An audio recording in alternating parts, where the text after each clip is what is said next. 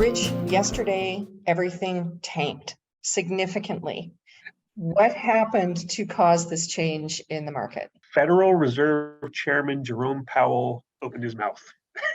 and apparently people listened.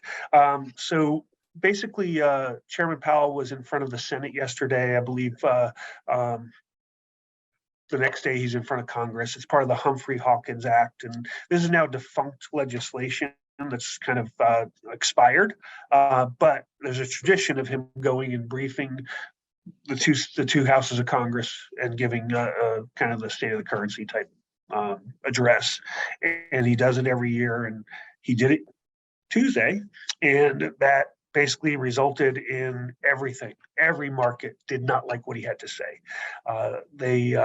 He said that interest rates were going to go up faster than probably what everybody thinks. So forget about the 25 basis point rate hikes that everybody's thinking we've settled into. He said it could be 50 basis points or more.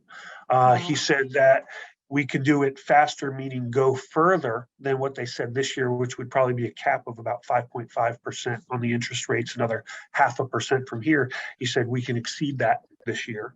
And he thought that things would stay higher longer than anticipated, or than everybody anticipates up to this point.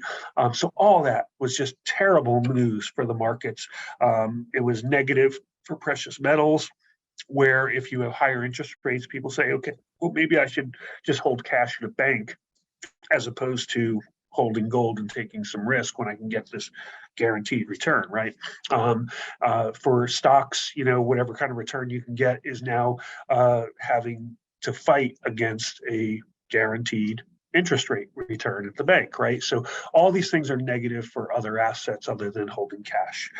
So when he talks about raising interest rates and leaving them up there, the market doesn't take that well at all. And that's what happened yesterday. I mean, if you look back, the dollar was surging last year till about the end of September, right?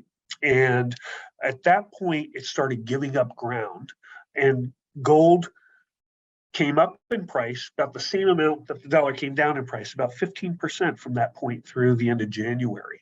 And that was very positive for gold. It was negative for the dollar. Dollar went from about I want to say last year in September, about 114 to 116 on the dollar index compared to other currencies, down to about 101 at the end of January. It was a big move, and gold really benefited from that.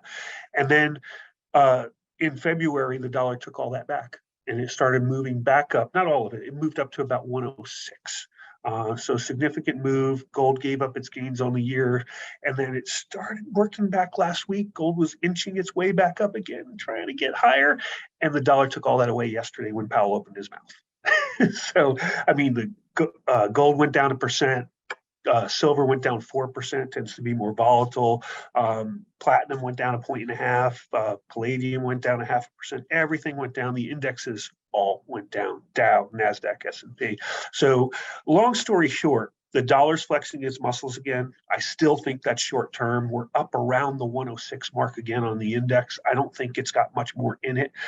So with gold depressed, the dollar strong, I think precious metals are on fire sale status right now. And if you haven't picked some up already, I don't know what on earth you're waiting for. I think now's the time to do so.